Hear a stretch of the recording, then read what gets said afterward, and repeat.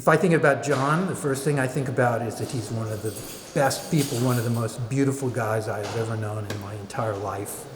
And I can talk about him all day and all night long. So just, you know what? Just, if you can just block the door for like 4 minutes, because this is going to go quick, I can tell. Yeah. You know, the thing about John is that he is in a kind of small group of people who are musicians that happen to have a guitar strapped around their neck and are identified as guitar players, but he's really something that goes beyond just a guy that plays an instrument. And one time he said something to me that I thought was really revealing, which is he's like, you know, we really are just like exchanging ideas. And to me, that's like, anybody who's thinking like that is transcendent of whatever their form is. And it doesn't matter if they're musicians or improvisers or composers or novelists or whatever. He's gotten to the point where he's not thinking about any of the nuts and bolts. He's thinking about just communicating ideas. And what makes him so special to me is there's a million things that make him special, but there's a truth to the way he plays. It's like, this is it. And you guys, you're going to hear the real thing now. This is my story. And to me, that is something very rare, actually. And it's particularly rare in the guitar world. I don't quite know why, but he's a musician who's got a guitar around his neck, but he's a musician and an idea generator beyond any of the things that have to do with the particular instrument that he's hanging on to. It's funny because when John and I, who are roughly the same age, he's a little bit older than me, a couple of years or something like that, but at the time we came along, he and I, the fact that we could both sort of hang on like giant steps or count down or something like that at that time was kind of, I don't want to say unheard of, but it was rare in the sense that, I just remember going to like jam sessions and stuff and like being able to hang on those kind of tunes. And, it was almost a novel thing in 1973 or something like that. You could almost count the people who could do that. And of course now probably within, 20 meters of this hall, there's 27 guys who could play countdown backwards in all 12 keys. And it turns out that doesn't really matter that much, It's sort of like that's just the linguistics of it or the language of it. And John has always had that. But his thing was, again, always transcendent of the grammar of it. It was about the storytelling ability that he had.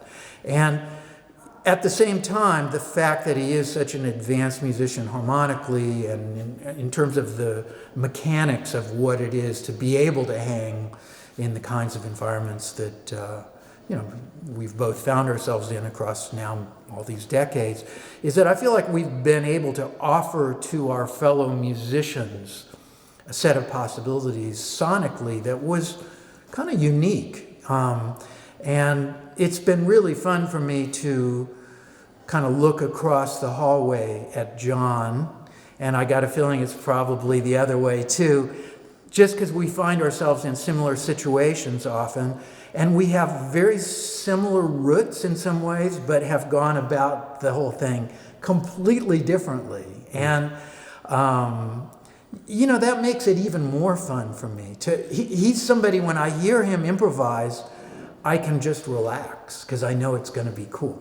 It's like a lot of people, like if I hear him start on something, I'm like, is this guy going to be able to like follow through on this?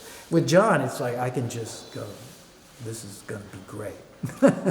He inspires that kind of confidence for me as a listener and also as a performer, because we've been on the bandstand together too. Mm-hmm. He's the kind of guy you can just go. You don't have to worry about anything. Mm. I think John and I both came along at a time when the kinds of questions that were getting asked by composers of that era, like the first name that comes to mind is Carla Bley. Of course, we both played with Gary Burton. like those kinds of tunes really do require a certain insight to the language of it all that is different than playing on like stablemates or something like that, or playing on a blues or playing in this setting or that setting. It's something that was kind of lucky for he and I. We were a little bit on the front lines of watching it emerge. And in a lot of ways, I mean, I always kind of go back to the tune Falling Grace by Steve Swallow, and I bet John would too. That sort of broke open this new language. And the fact that we've both had this deep relationship with Swallow over all these years, I think is something we specifically share.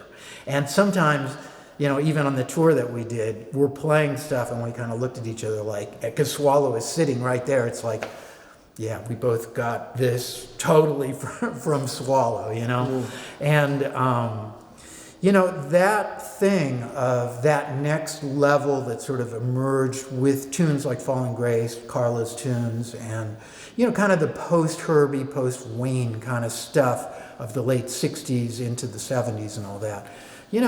We were both kind of in that, and I think that kind of, I don't want to, forced is too strong of a word, but playing with Gary, who could just do that all day long, both of us had the experience of like having to follow that, and having to hang with that language. So, I think that sort of linguistic thing is something really specific that he and I, in a pretty small community of people, were real beneficiaries of being around. I don't worry too much about anything about the culture at large, because this music has always been deep in the subcategory of anything happening in the culture. That's no different now than it was when John and I first started. We're like not even pawns in all that. We're like little specks of dust on the felt on the bottom of the ponds in the larger culture. At the same time, this is something I can promise, is that most of the people who will be checking out, my stuff, John's stuff, the best music of this era are not born yet. They're not here. The same way we weren't around when Charlie Parker was playing, not to compare our thing to that, but this music tends to take 50, 80, 90 years to kind of like find its audience in a way. And also the way that John played in 1970, he couldn't play like that now. If somebody said play the way I played on Bright Side's Life, I can't do that either.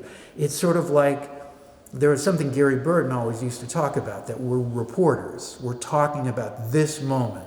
And included in this moment is what you're talking about, is us being fringes of the fringes of the fringe. And at the same time, that's incidental to the larger issues of infinity. I think that John is an incredible exponent of. The thing about tone is that it's a lot like color, in that we can both look at something and say, that's red, but who knows if what you're seeing is what I'm seeing. And to me, tone and sound is like that too. I think it's something that is sort of, that cliche, beauty is in the eye of the beholder. There's a lot of truth to that also when it comes to listening. So I think that in John's case, since this is our hero for tonight, man, he's somebody, one of those people, you hear one note, it's John.